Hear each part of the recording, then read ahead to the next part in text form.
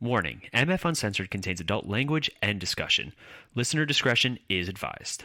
We're a couple of misfits. We're a couple of misfits. What's the matter with misfits? That's where we fit in. We're not Duffy and Dilly. Don't go around willy-nilly. Seems to us kind of silly. Hello, everyone, and welcome back to MF Uncensored. Don't forget, if you're listening to us on the go, you could find us on Podbean, Apple Podcasts, Spotify, iHeartRadio, basically anywhere you get your podcast. You can also find more of our content on our website, themisfitfaction.com. There you find links to not only this show, but some of our other shows like the Multiverse Fancast and Cinematic Adventures. As always, I'm one of your hosts, Paul. With me via the Zoom studio is Ronnie. Ronnie, how are you today? I'm doing fantastic. How are you doing, sir? I'm doing so well. Thank you for asking. I hate you. I hate me too. Wait, what? Wait, what? Why do you hate me? I'm just trying to get us canceled. I hate you because No. because your name is Ronnie, and Hey, that's it. All the Ronnies in the world, cancel this man. because you know what? In all honesty, I'm very sensitive. your name should be Rony. It makes more sense. God. It does, kind of, because like you think of like Pony. So yeah, exactly. And the song by Genuine. And yeah. So am I uncanceled by the Ronnies of the world? Yeah.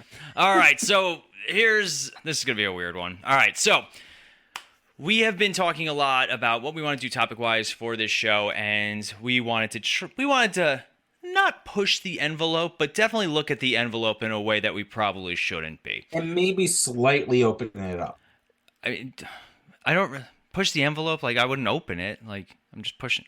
I never really got the phrase, so I wasn't sure what to do with this. Because you're pushing like the top secret envelope over to someone. It's a top secret envelope. See, already I'm not doing this correct. So here we are, and what we're going to be talking about today, if you couldn't tell by our little jab at cancel culture, is we're going to be really talking about the media and the modern media and how there's a lot of good to it, but there's also a lot of bad. And we're going to talk about the idea of cancel culture and not really give our thoughts per se, but just kind of talk about some of the good, some of the bad, and try and just have a discussion, because we find Ronnie and I don't have the same beliefs on certain things, and that's okay. And we live in a world where if two people don't agree with something, then it's not okay anymore, and people can't have conversations anymore. And I'm ending all my statements with a question mark. Question mark, question mark? Question mark, spacebar, parentheses, barf. But so, Oxford, comma. What was that? Oxford, comma. Oxford, comma. I don't even know I barely know how to use the regular comma, all right? Don't be throwing the Oxford one. That one went to a good school. Yeah. I always just thought the Oxford comma was the semicolon because it was a comma with a hat. It's a little bit more prestigious. Close. I know. Indeed. It makes me think of the meme with Winnie the Pooh where he gets progressively more sophisticated. Yes. So here's how this episode is going to break down. We're going to break it down into 3 different parts, and the first part is going to be the modern media and its effects on society as a whole. Then we're going to talk a little bit about how media has changed, because that's the biggest thing. Technology has advanced to a point where it's hard for the modern world, the people, to keep up with it. And I think that was some of the proponents against AI have been saying it's going to advance further than humans will. And there's going to get to a point where it's going to be the far, and I've been saying it for years. I've been saying it since Terminator, that the AI is out to get us. And then we're going to have a nice little conversation about cancel culture. So there might be some trigger warnings in this episode. If you guys don't believe or agree with us, that's totally okay. Let us know. Talk to us. Have a conversation with us. Find us on Facebook. But if this episode's not for you, that's cool too. Like, we're okay. Like, we're creating this content, and unfortunately, we live in a world where if people don't agree with what you're saying, they're going to put you on blast, and it can potentially ruin your life. You know, it's not like when Ronnie and I are in our mid-30s. Let's be clear. When we not old. My knees are old. Those like when I go to stand up, my knees go, "Oh, you are old, aren't you?" But for the most part, like, you know, we grew up in that technological advancement where it wasn't until the AOL away message that really you could post something online that could be held against you at a later time. Do you remember AOL away messages? Oh, yeah. There was nothing better than the attention grabber, like, can't talk right now, no big deal. Yeah, right. Can't handle it right now. Or just BRB and let people Yeah, right. wonder what you were doing. So we grew up where suddenly your voice was able to be heard by, first it was just your friends, just people you knew. Then it evolved into posting on the internet where almost anybody could see it. Yeah. And now there's a worldwide audience. Like our podcasts are listened to around the world, and we're just two dudes. I'm sitting in my basement, like Yeah. just doing this. Ronnie's still at work, like, Yeah. but like, I'm in my office at work with my mic. yeah, yeah. And we live in a time where, like, we are heard around the world. We've been listened to in New Zealand, in the UK, in Australia. Some very interesting places too, where I'm not Yeah. even sure they know what we're saying or talking about half the time. But here we are now. I offended someone from there a couple times. I would not be surprised. And you know what? The thing about and we're going to talk about this a little bit more when we talk about cancel culture, is the intention. Mhm. I hate the idea that everyone has to be so cognizant of saying the perfect thing all the time. Yeah. And I get it. If you have a medium where you're impacting a lot of people, then you have a responsibility to be responsible with that. But for me, like, we live in this time where anything you say, especially out of context, especially like I talk very differently to Ronnie, who I have known since we were in our late teens, early 20s, who Yeah. I bought him his first legal drink and his many, many illegal drinks. Like we've known each other for a certain period of time, so we can say things to each other that other people might find offensive. But that's because it's a conversation between me and him. So context is always the biggest thing, and I hate how little snippets, little pieces of the full picture are taken. It's like buying a jigsaw puzzle and only playing with 2 pieces out of 1,000. So for me, it's always about context and intention. Like Ronnie's an asshole, but he's our asshole. Yeah. He's never Exactly. but he's never intentionally going to hurt somebody, whether it's with his words or with his hands. Yep. But like for somebody else who doesn't know Ronnie, who might see him acting a certain way with me or with one of our other friends, they might be like, he's the worst person ever, pointing dramatically. I forgot we don't. And they'd be like semi-right. Only semi-right. Only a little right. I can't wait till your daughter hears our podcast for the first time when she's old Oh, enough. God. Oh, God, indeed. I know producer Melanie likes to look at memories. Like she's always sending like, and for the most part, she picks the good ones. But I look at my memories and I'm like, oh, Paul, stop. What are you doing? What?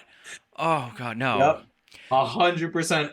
I looked at a memory, I think it was like a few days ago, and I went, what the hell was I thinking? Uh-huh. Why would I post something so stupid like that? That's the worst. And the worst is, and we're talking about media, so this is a perfect lead in.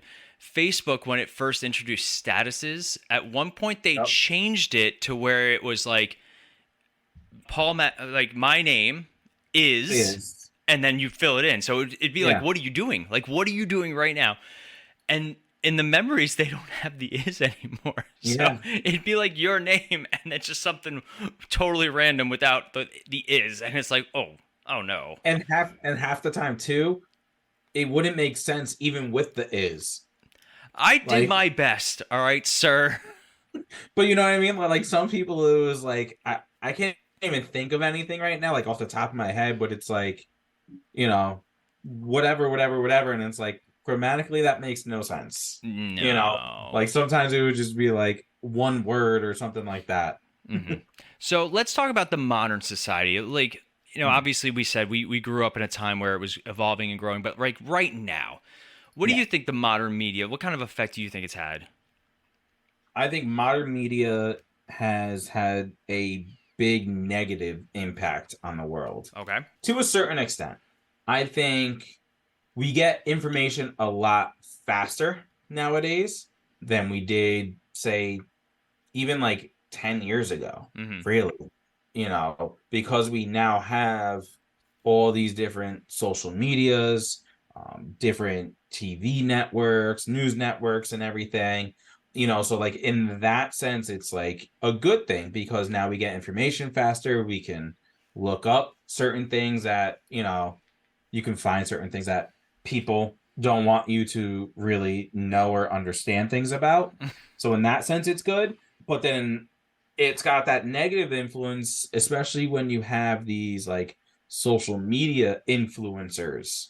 And it's like that life isn't really realistic. Like they rent, like those people that like have those cars and stuff like that. A lot of them just rent the car just for like that picture or whatever. You ever see Like they drive like a Toyota Camry, but they have a Lamborghini picture. You ever see? I think it was Bow Wow or one of those like those younger rappers. Yes. They posted like they're on their private jet, and then somebody posted the picture of them taking it like from Coach. Yep. Like, I agree. Social media. It started off with such a positive concept. It was more about keeping in touch, and Yes. that's what a lot of people still use it for. Like I like keeping in touch with people, birthdays and stuff like that, The old people use it for that. which is fine. Yeah. But it's weird because like once we started taking podcasting a little bit more seriously, we became very enthralled with how it was used on social media. And when we first started podcasting, really it was just Facebook and Twitter. Like those were your social media outlets. For those of you guys who don't know, we started the Multiverse Fancast maybe 7 years ago? I think it's been more than It was that. probably, I mean, it was when Batman vs Superman came out. That was the year. So Yeah. quite some time. We ended up taking a break for maybe about 2-3 years, and which is ironic because we were living in the same house at the same time, and we just when we took a literally break. we had it all set up too. Like I think we set it up in my room at one point. Yeah. And we just took a break, and we never really jumped back in. We tried to jump back in for one episode, and the audio got corrupted after an entire hour and a half of recording, and we were just And I think that took the winds out of our sails. oh my god, it sunk the ship. Sunk the Yeah. ship. But then during COVID, we really kind of rallied, and that's how MF Uncensored came out. That's how Cinematic Adventures came out. Cinematic Adventures is now our highest rated show, Yeah. which is crazy to think. Even funnier because I know Sean was dying to podcast, and it's because of him that we get the episodes out. He's always, texting like, all right, well, which is helpful for me because I'm so scatterbrained. But then we started doing interviews, and we started doing this, and then it turned into a big thing about social media and needing to put it out there because unfortunately podcasts are determined by their downloads. Yes. And it turned into a second job. As much as I hate influencers, quote unquote, I still have a lot of respect for them. After having to do editing and scheduling and recording and all these things, it's a lot of work. Yeah. The thing with the influencers though is that's all they do. They don't have another job. They literally just go around, take pictures all day, post them, set them up for the next week or whatever it is, But so to me, it's if that was my full-time job, how I was making money just by taking pictures of myself or whatever. Okay. But at the same time, it's they do stuff that's so unrealistic. Yeah. So the biggest thing is traveling and stuff like that, and like you said, it's all a show. It's all an illusion. Yeah. Producer Melanie and I went to Italy last year, and we had a blast. And some of our pictures, we hung up some of our pictures around the house. She took a great shot of the Colosseum, but we weren't taking those pictures to post. I think I only posted 3 or 4 pictures from Italy. We did it because we wanted to cherish those memories, like old weirdos. You gotta get my Polaroids out, and that's a lot different about how it is now. I mean, even look at relationships and how people interact with each other. I think modern media has made that very different than it used to be. You talked about the ease of communication and the ease of information. There's an old adage in the news where it's 3 things sell news: sex, violence, and the weather. Those are the 3 things. And the problem was when you used to have to rely on newspapers, you were constrained by how much you could put into a single newspaper at a single time. Yeah. And unfortunately, that adage is still true. Those are the things that sell, and it's the media. And we're not big, we're not jumping into the conspiracy theory bucket. It's just it's a proven statistical. Ronnie's shaking his head because would you guys believe that I'm the one that's in charge of writing Ronnie in tonight, just in case? He was gonna host. I was like, nope, nobody, nope. We'll see. We'll see. We'll see. Why is my microphone off? But anyway, the media they're constantly pumping out bad things because it leads to clicks, it leads to interaction. Yeah.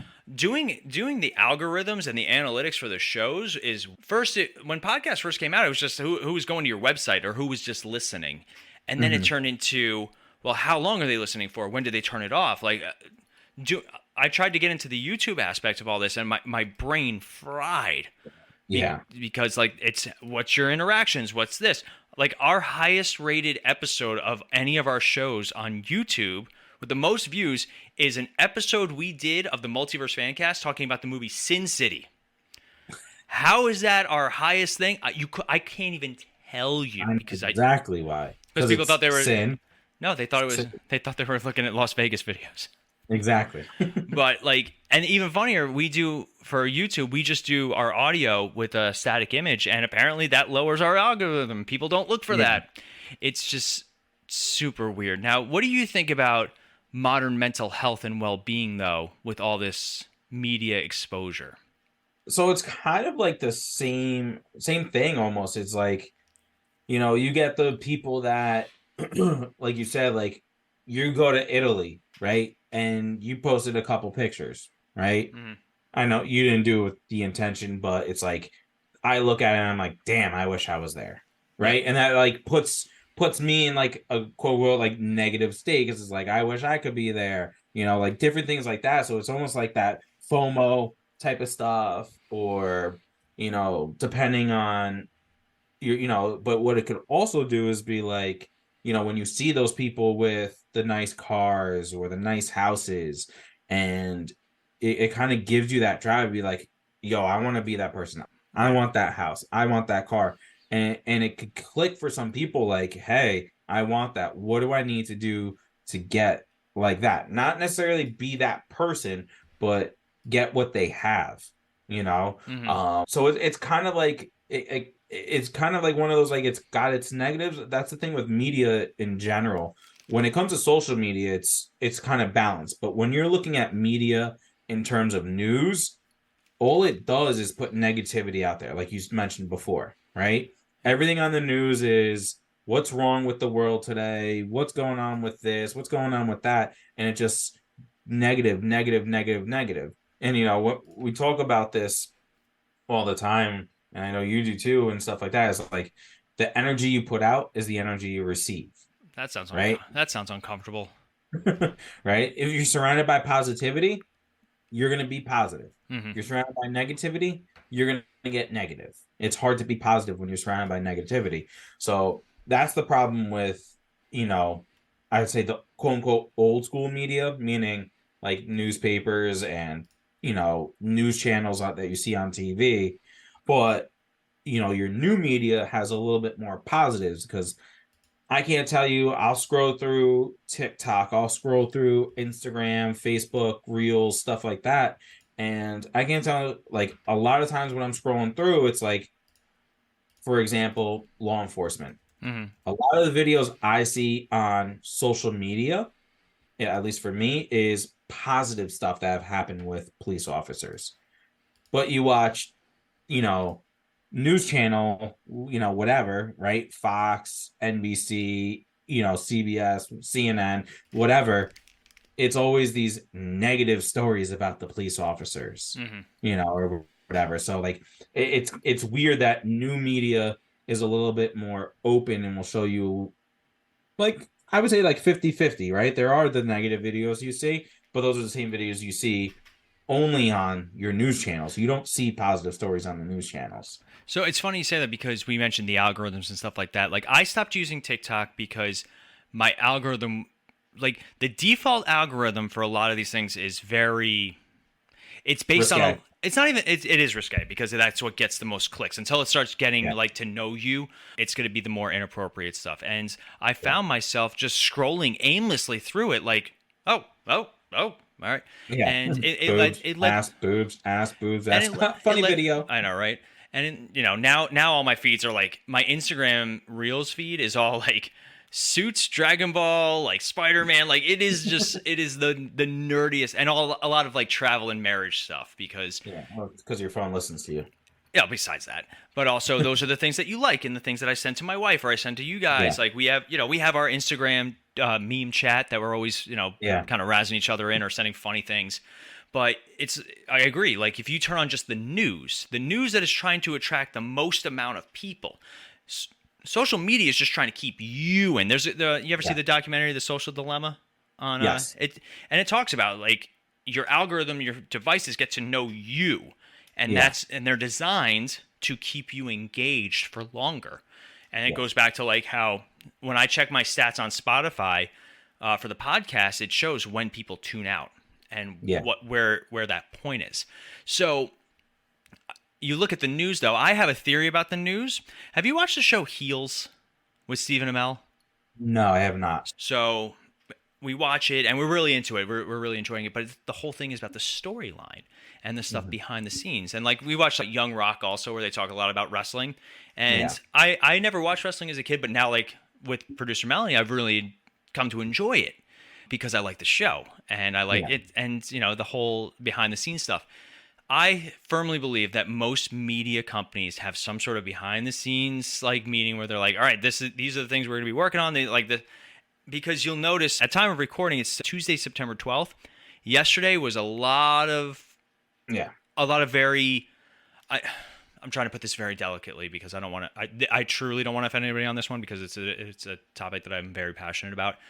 Yesterday was 9/11 and they made sure that every news story, I don't want to say was a feel good, but it was a reminder of, like how powerful we are when we're united type stuff.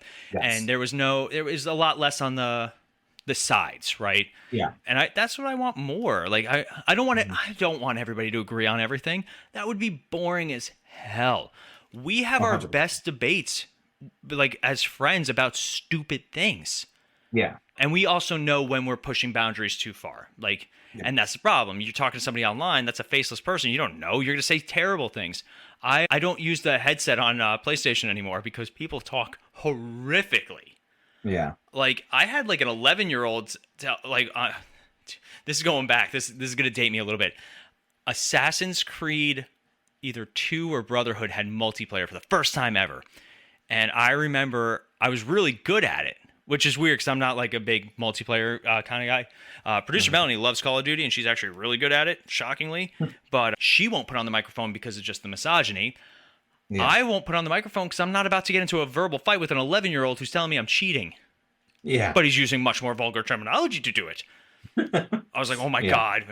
When I was a kid, if I talk like that, Oh, yeah. Well, back to your point about the news channels, like kind of going, backstage meetings and stuff like that. Mm-hmm. I don't know if you've seen the clip. I'm sure you have. It kind of went viral about, I forget what exactly they were talking about, but all the news channels had the same exact script, word for word, line for line, with the exception of obviously, my name is insert name here. And it was literally like, I know they played it, someone played it for Rogan on his show. And it literally was just a clip of like hundreds, if not thousands of news like anchors doing the same story, word for word, line for line. And it's just crazy because it's like, it's, from Kansas to Wyoming to New York, like every state's local and like national like news, like, and it was like word for word. It's crazy. So like, it just goes to show that like, yeah, it's the same story being told, but it's the same exact words. It's not like this person's take on it. Like there's no like real journalism to some of the stuff anymore. And that's another thing. We live in a world of content creation that people take as fact.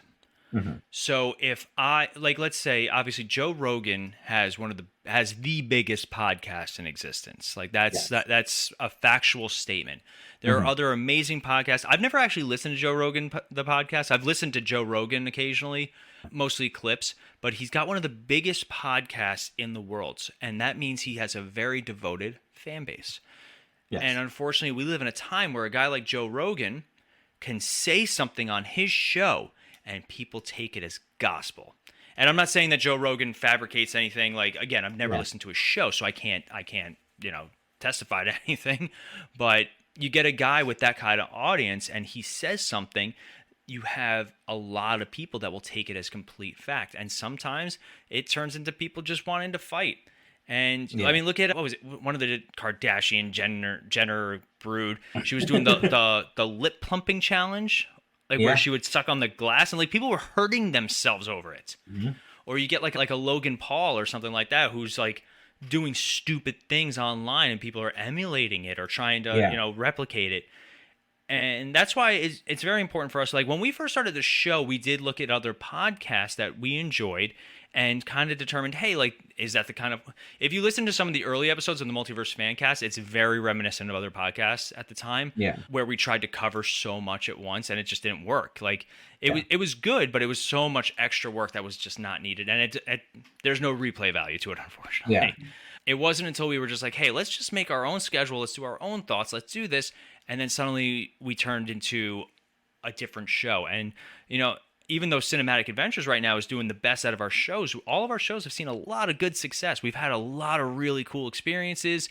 And it's a testament to the use of social media and media in general. And just what happens when you really devote a lot of time to this. And unfortunately, burnout was the unexpected consequence, and you guys can see it at one point. But let's talk the topic that Ronnie presented to me, because this is the big one. All right, so cancel culture.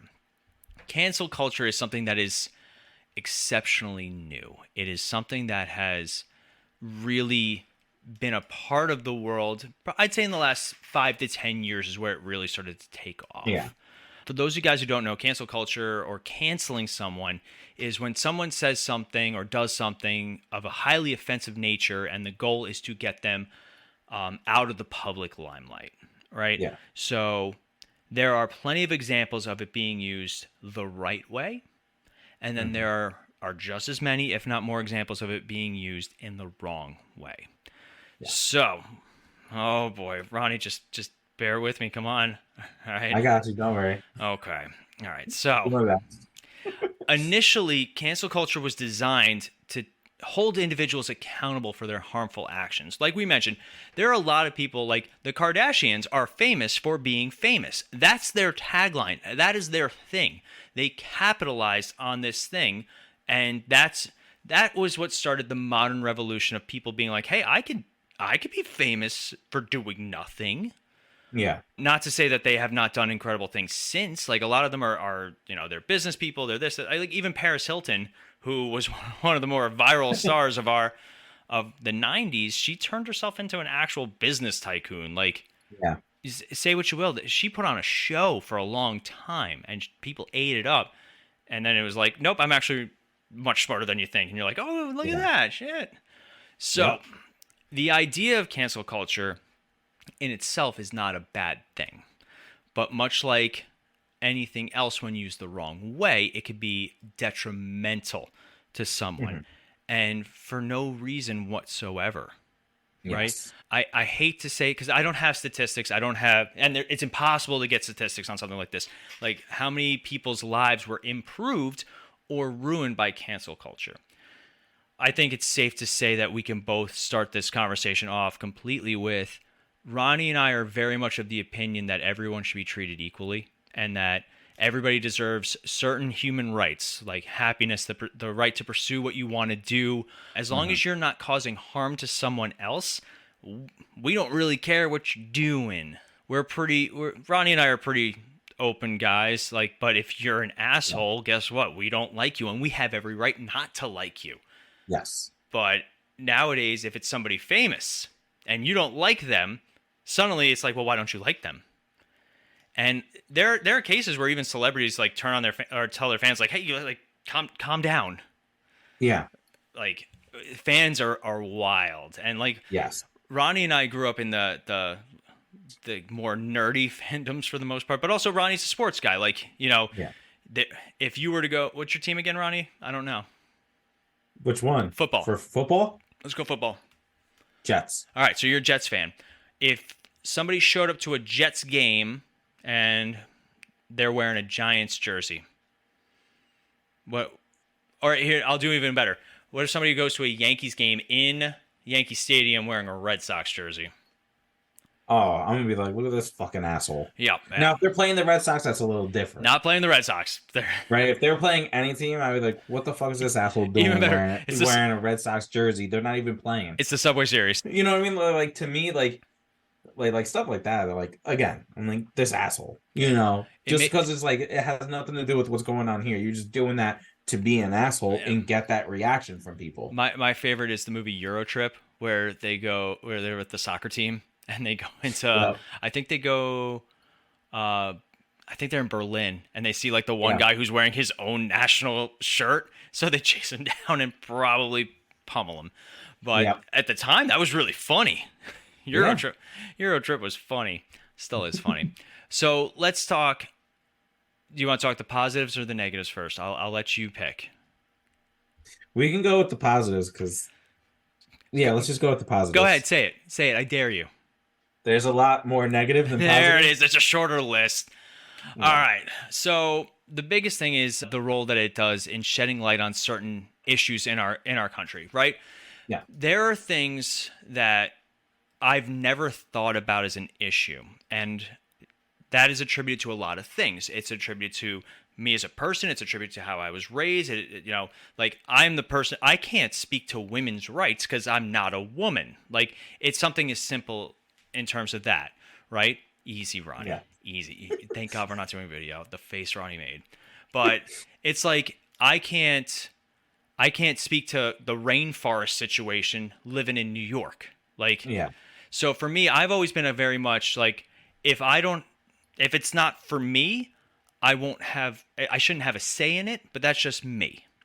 Mm-hmm. So one of the best things about social media and the idea of cancel culture is it does bring to light certain inequalities in our world that maybe we're not aware of. Say something. I mean, yes and no. I think positives first. So again, yes, it bring light to certain, injustices or inequalities and stuff like that. Yes, it does do that, right? It kind of makes you more aware of different situations, right? Yeah, that's all I got for positive. This is gonna be a tough one. It is. I mean, because like to me, like that's all cancel culture does is be like, all right, I'm gonna just start going with negative. No, I got one more. Let me do one more positive then before you jump into it. All right, go. It does lead to certain accountability online, and that is something that we did talk about, where people who have these large fan bases do have a responsibility to make sure that the information that they're presenting, I'm a big fan of fact checking. Like we do a podcast about superheroes, and I still on that show go, I think it's this, but I'll check. Like I've said that on the air. Like I'm not entirely sure about this, but I'll check. Or if you guys know, let me know. Like that is a type of just accountability. And I think that cancel culture did lead to more and more people thinking, hey, maybe I should think before I talk. That's one of the first things you learn as a child. Think before you talk. Yeah. It is so easy in this social media world to just stomp your feet and yell, especially when you're emotional.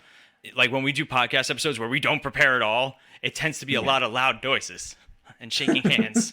But all right, that's my last positive. Go ahead. Right. Just go for it. All right. Ready for my rant? No. No, it won't be a rant. Maybe it will. Who knows? See, one of my main issues with cancel culture is people are too sensitive when it comes to certain things, right? So, hot topic. Oh, no. Transgenderism. Okay. I'm not going to say anything bad. If I do, I don't mean any offense to it, right? If the one thing I can't stand with it is if I call you because that's what you look like to me, I don't know who you are, right? So if I look at Paul right now, if I never knew him, he's a man. If he doesn't identify as a man, he can't be mad at me and throw a tantrum because I called him a man and that's what he looks like. Now, if he was like, oh, I'm a woman, if I knew he identified as a woman, right, I would refrain from saying he's a man. Mhm. Right? Like, so like to me, like that's where sometimes it gets too far. I know that doesn't happen all the time, right? Where I call you a man and you start throwing a hissy fit. But it does happen. Hey, you look that way. I don't know you. I call you that. You tell me you're this, whatever. I might not agree with it. Maybe I do, but I will not say you're a man to your face kind of thing, or Okay. you're a woman to your face, right? I will That's give, yeah. one thing where it kind of gets a little too far for me. So I'll give a easier to digest example. When we ran Tough Mudders proactively, like when for you, most of you guys remember, we did do an episode on Tough Mudder and how long we've been doing that and kind of our stories. But we used to go everywhere to do them. And I think the furthest south we ever went was Virginia, maybe Maryland. I don't know. I want definitely Virginia though. So we did Virginia and we volunteered for one day, and all of the, especially the gentlemen down there, called our female teammates ma'am. Like Yes. we would, we'd give them water, we'd do this, and oh, thank you, ma'am, and just keep going, like it was nothing. And all the girls were like, "Why are they calling me ma'am? I'm not a ma'am." Because up in New York, and a little bit more northern too, ma'am is more of like an older generation greeting. Like you would say ma'am to an older lady. Yes. So we just explained that's their culture. That's the way that they speak, and it's not to be offensive. And I think that goes back to intention, right? Yeah. I do agree, Ronnie. I truly do. If I go up to somebody and I'm meeting them for the first time, and they're like, "Hey, my name is," especially if it's like a very gender neutral kind of name. Like there are plenty of names that both men, women, and anybody can use. Sam, yeah, we'll go with Sam. And hey, man, it's nice to meet you. Like that's a natural reflex for me. I say, hey, man, like if it's a man. Yeah. And if they're like, oh no, I'm actually this and this, cool. I'll do my best. I'm so sorry if it's not my intention. It's just habits, and that people should be okay with that. Like there's intention on both sides. There's an understanding on both sides, and it's also showing both people that there's an attempt to connect. I hate to say like an attempt to educate, because I feel like when you say I'm just trying to educate you, it makes me I feel like I'm getting talked down to. That's just me. That's a personal thing for me. But if somebody's like, hey, I'm just trying to connect with you. All right, cool. I appreciate that. Yeah. Like, again, we live in this world where there's a lot of different meanings to a lot of different things. And Ronnie and I grew up in the 90s where there was a lot less things. There were plenty of things. Yes. Plenty of things. But I think it's just like if I go to, when we went to Italy last year, we had to be respectful of their culture. We were the guests there. Yeah. Or when I went to Korea years and years ago, we took off our shoes when we walked into our college dorm rooms that we were staying in. Like that was part of the culture. That was just something to be expected. And if somebody were like, when we went to Korea, if somebody bowed to me and you didn't bow back, that was a very disrespectful thing. Yeah. And I feel like at the end of the day, there's an amount of respect that everyone is owed to start, and then your actions determine if there's less or more respect given to you. That's just my opinion. Like I live, this is my life, this is how I live, this is how I was brought up, this is how I show respect. If you're not interpreting what I'm showing as respect, tell me. And I will do my best to. I never want to make somebody feel bad intentionally, unless they're a terrible person. Then in that case, like, sorry, you started neutral and then you worked your way down. I hate to say it, because that kind of goes along with, like, I'm pretty sure it was like Kevin Hart. He got in trouble a couple of years ago because of something he said in like the early 2000s. Oh God, I hate it. It's like all right, back then that was socially acceptable to say what he said. Nowadays it's frowned upon, right? Right. So like it's like they tried to cancel him, and because of what he said like 20 years ago. It's like, well, back then that was okay. Now we know it's not. You can't Same with like certain movies, right? The language they use or the jokes they make, right? Back then in the early 2000s, the 90s, the 80s, 70s, right? Whatever. Back then, that was the time. That was okay to do. Now, to a certain extent, right? It's always been bad to say There are certain words you will never hear come out of my Yes. mouth. Exactly, right? That is different. But saying some other words that now are quote unquote bad words to say back then weren't. Right. And what cancel culture does is they flip words to make them bad. Like, let's say the R word, right? A very commonly used vernacular. Yeah. The definition of it just means slow. It doesn't mean a person, with any challenge. It means slow, right? So a car could be that word, right? I'm not going to say it. I know Don't you're not worry, going I'm to not say gonna it. say I'm it. not. I'm just keep it an eye.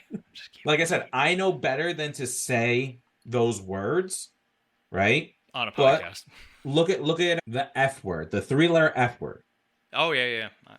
I had to Right? go through my head like which one. You go over to England, and that word means cigarette, right? So, like, obviously, if I'm an American and I use it in a different way, right? Obviously, I'm not talking about a cigarette. You know what I mean? So, like, there's certain words that cancel culture kind of flipped and made bad, even though they technically don't have a bad meaning. It's just, like you said, it's the intent. The way you use that word could be offensive. Like the R word. I'm sure when you were younger, oh yeah, probably, we said the word. It was socially acceptable to say that word amongst friends, right? If you're making fun of a person like that, that's different than like us talking and being like, oh, that was that you did that. You know what I mean? Like, there's a saying. I'm gonna paraphrase it. It's you can instill the values of today on like the stories of yesterday. Like there's a lot of talk about what the founding fathers envisioned for our country and how it was back then versus how it is now. And you can't have the benefit of 2020 hindsight when you're looking at something. Like it sucks. And I have no problem if like I'm watching, like, we'll go back to Eurotrip. Eurotrip uses the R word twice. And I have no problem if watching it on cable TV now, it censors it. I have no problem with that. Okay. Yeah. Because I understand where the views are different.